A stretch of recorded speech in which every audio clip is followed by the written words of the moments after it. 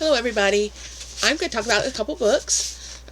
This is going to be 5 or 6 classics that would be Gothic or horror that I like, and I want to suggest to you. You might like them too. I'm missing one. Actually, I'm missing 2 books, but one I don't know where there is a copy, and the other one's on the shelf, and I don't want to get up and go fetch it at the moment, so we'll make do with the 4 I have in hand. Let's start with, this may be the most recent of the whole batch. This is Shirley Jackson's The Haunting of Hill House. There are, I know, at least 2 movie versions. One was in the 1990s and had like Owen Wilson and Catherine Zeta-Jones and was it Liam Neeson? I think, maybe. I don't know, somebody like that. And I can't think of the girl who played Eleanor. I feel bad, I can't remember the main character. Anyway, it's pretty much this group of people go to this house that's reported to be haunted.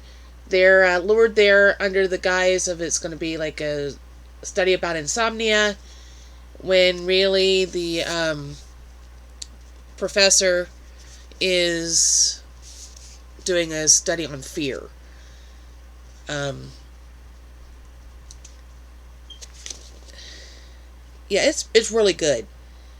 This version is Penguin Horror and has an introduction by Guillermo del Toro, which I didn't read the introduction. I have read the actual book twice at various times in my life.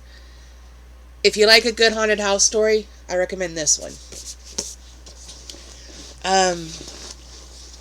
I also want to mention, this may be closer to 7 books by the time I'm done, The Castle of Otranto, which is one of the earliest Gothics. It's very short. It's by Horace Walpole, and it's about a haunted castle. It's basically a haunted house / ghost story, which I've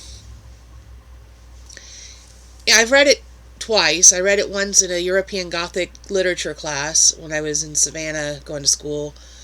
So back in like 91 or 2. I don't remember what year I had that class. It was either 91 or 92.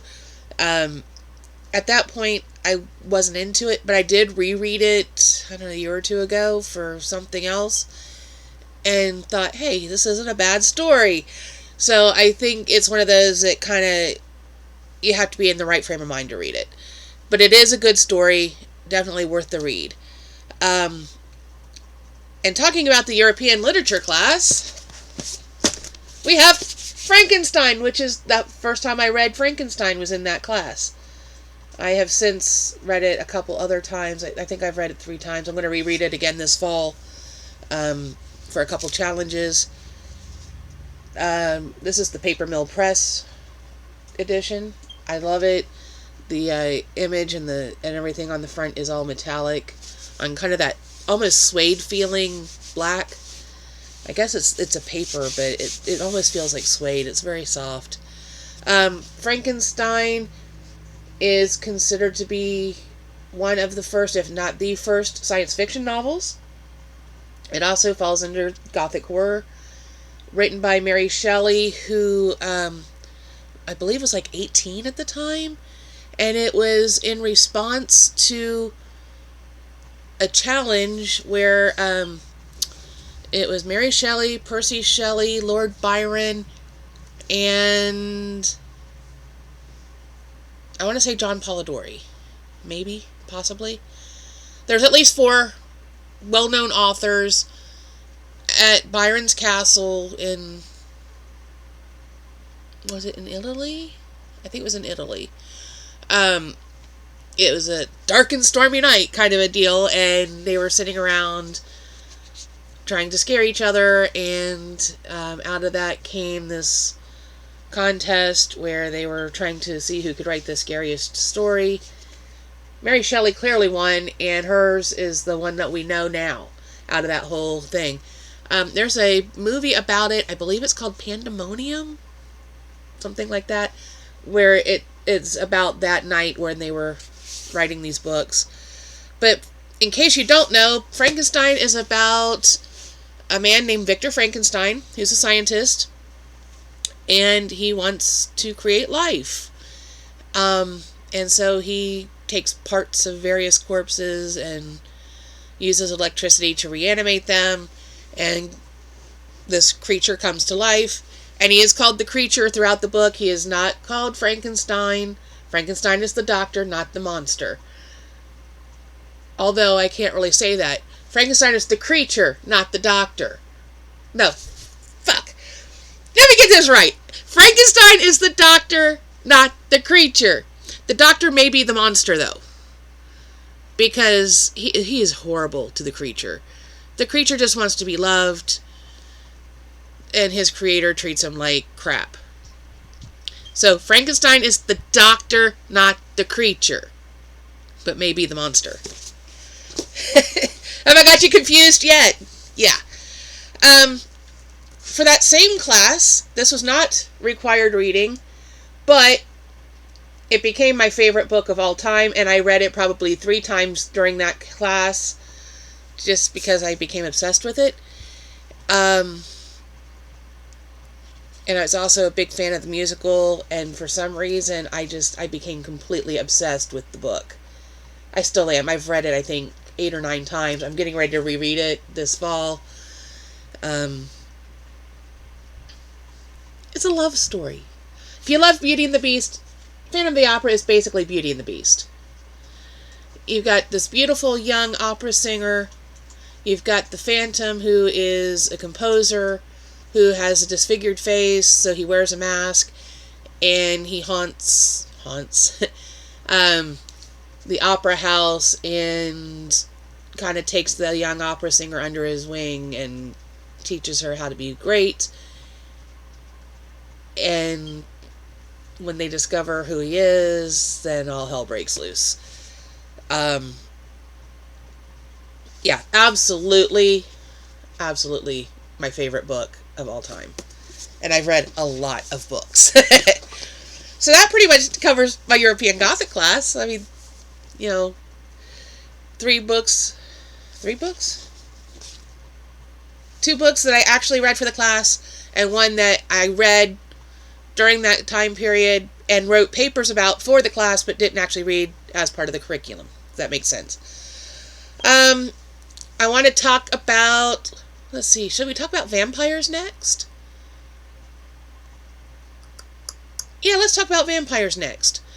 The one book I've got on the shelf that I didn't bother to get up and go find after I decided I wanted to include it is In a Glass Darkly by J. Sheridan Le Fanu.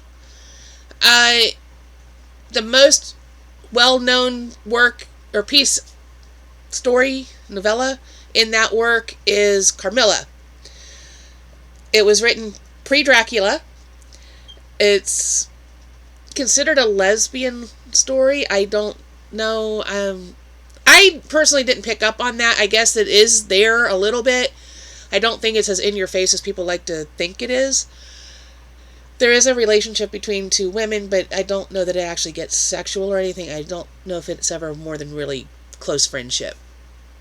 That said, it is considered to be a classic of lesbian literature. It's absolutely a classic of vampire literature. It did inspire Bram Stoker to some extent when he wrote Dracula. Pretty good story. I highly recommend it. There's a couple other really good ones in that collection. I might pause and go, let me pause and go get it. I hate talking about it and I'm not showing it to you. Okay, here it is. In a Glass Darkly, J. Sheridan Le Fanu. In it is a story called Green Tea, The Familiar, Mr. Justice Harbottle, The Room in the Dragon Volant, and Carmilla. So there's 5 short stories / novellas. Carmilla's the best known. I liked The Room in the Dragon Volant. I don't know how to describe it. Pretty much they want to plan a robbery, and this guy is made to look like he died and is put in a coffin, and they act like they're gonna bury him and stuff, but stuff happens. I can't really explain it without giving it all away. But basically it's supposed to be like a robbery and a fake death. I'm trying to remember. It's been about a year since I read it. I'm trying to remember what exactly happened, but that one was pretty good. The others are fine. They just didn't strike me the same way, but I do think The Room in the Dragon Vault and Carmilla are the two better ones out of the book. I would not be surprised if Poe was influenced a little bit by the Dragon Vault one. It reminds me of some of his things. But this Le Fanu is an Irish author. Let's see. The ideal reading for the hours after midnight. Thus Henry James described the style of supernatural tale of which Sheridan Le Fanu was a master. Known in 19th century Dublin as the Invisible Prince because of his reclusive and nocturnal habits, Le Fanu was fascinated by the occult. His writings draw on the Gothic tradition, elements of Irish folklore, and even on the social and political anxieties of his Anglo-Irish contemporaries. In exploring sometimes inexplicable terrors, these 5 tales focus on the unease of haunted men and women rather than on the visitant. So it's less about the ghost or entity and more about the person being pestered. So talking about Carmilla, guess what we have next on the list? I know this is going to be a huge shock, being that I'm a vampire fan. We have good old Dracula, which is also on the reading list for this fall. Bram Stoker. Now, Bram Stoker also wrote a lot of short stories that had vampiric elements. He wrote some short stories with Dracula as a character, such as Dracula's Guest, which I wish they would put, like, the Dracula short stories in with the novel. I think that would be cool. But, you know, they don't ask me when they create these books. How long is this? It seems like it's longer than I remember. This edition is 468 pages, and it's small print. That is small. Yeah, okay.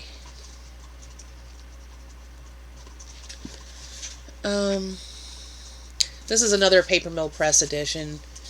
So, like, my Phantom of the Opera and Frankenstein and Dracula are all the same series, edition, whatever.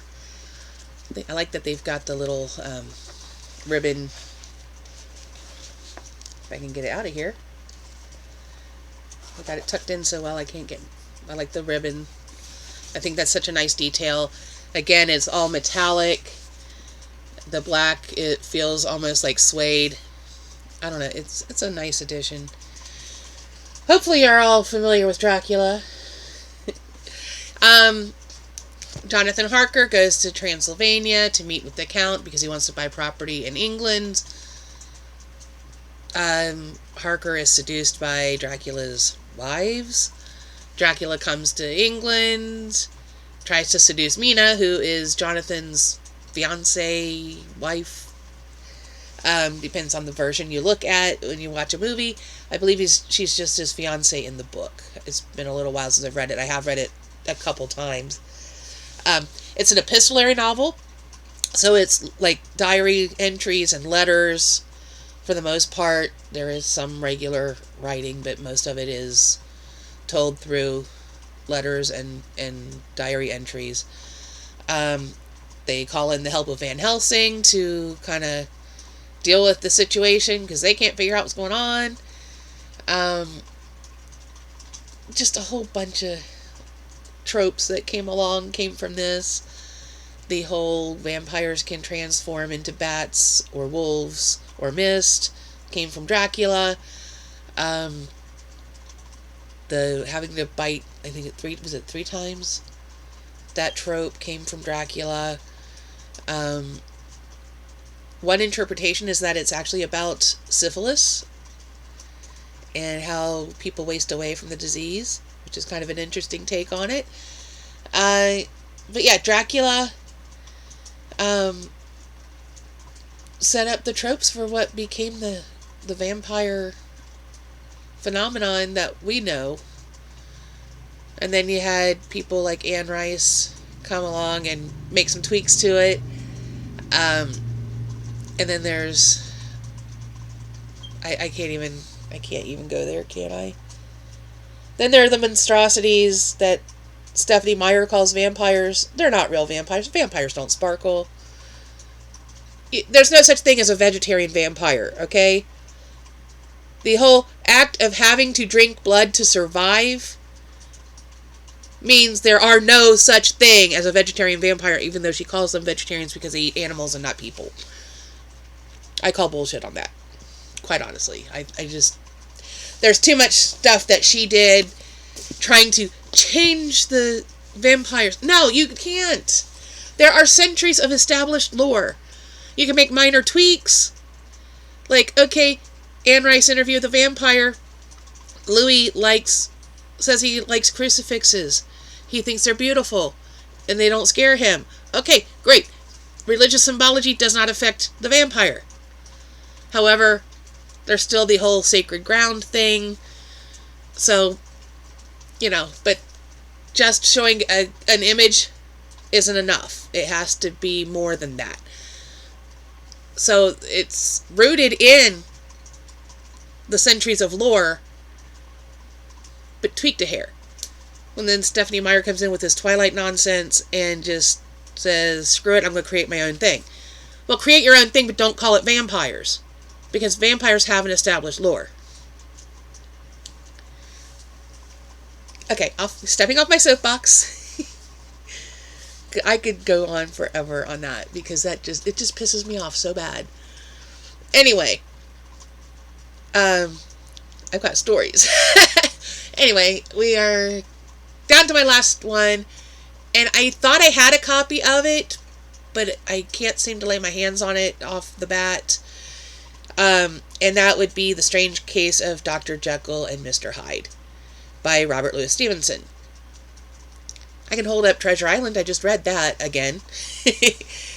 I love that book too, but that doesn't fit into this category. Jekyll and Hyde is basically about the duology within a human. You have your good side and your bad side. And in the case of Dr. Jekyll, he was doing an experiment, drank his little serum or whatever, and unleashed his bad side. Mr. Hyde goes out and murders people and just does horrible things. And it's that story. So it's about the inner conflict of a human, good versus evil, but within one person. So it's a very good story, and I really like it. So what am I up to now? 8? 8 books, something like that. For 5 Gothic novels, I'm up to 8. So I should stop now. But these are some suggestions if you're looking for something a little more on the classic side. Like I said, I think the Shirley Jackson is the most recent, because I want to say she was 1950s or 60s. Does it tell? Oh, Jesus. Intro is forever. And then there's a second intro. But does it tell when it was originally published? That'd be too much to ask. We Have Always Lived in the Castle came out in 1962, which is also a good one. I don't know how to explain it, but let's see. Her last novel was We Have Always Lived in the Castle, 1962. So this is something a little before that. But I would suggest that one as well. If you like Shirley Jackson, definitely pick up that one as well. Why am I not seeing a year?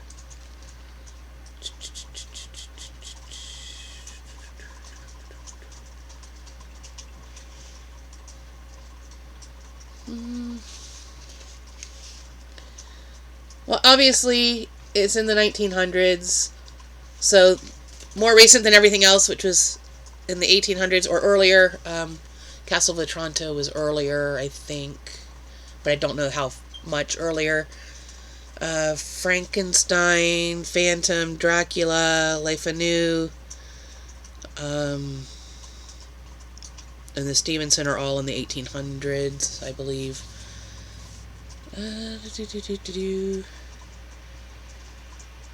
Short story, The Lottery. We read that in school a couple different times. That's the one where if your name was drawn out as if you're the winner of the lottery, but what it really is they take you to kill you. Yeah, you're really winning there. 1959?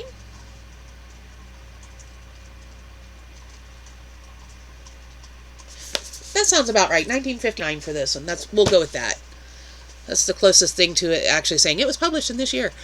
So that's the most recent, but everything else is like 19th century, Gothic, mostly European, where Jackson is like the one American book in the stack.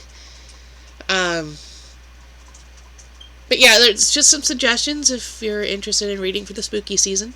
I got my tie-dyed jack-o'-lantern shirt. I got it last year from Sunshine Sisters. I don't know if they're doing them again this year, or maybe they got a different design. I haven't seen anything yet. Of course, I haven't actually been looking. But I think we're going to leave it here. And this is only supposed to be like a 10-minute video, and we're at almost 20... We're at 22 and a half minutes, so yeah. I nailed that 10-minute thing, huh? But if I wouldn't have added, 3 or 4 more books, Anyway, you know how I am. I just, yap. So we're going to leave it here. If you have any other suggestions for classics that I didn't cover, please share them in the comment section. Because, I'd like to know some more ideas in case it's something I haven't read. I've read a lot of things, but I may not have read the thing that you know. So please share not in the description box. I write in the description box. Please share in the comment section. Can you tell I just had a 16-hour shift and a 12-hour shift? I'm getting ready to leave for another 8-hour shift. Yeah. It's been a busy weekend. So, okay. Remember to comment, like, share, subscribe, ring the bell icon if you want to be notified of future uploads, maybe. And I think we're going to leave you here, so we'll see you in the next one. Bye-bye.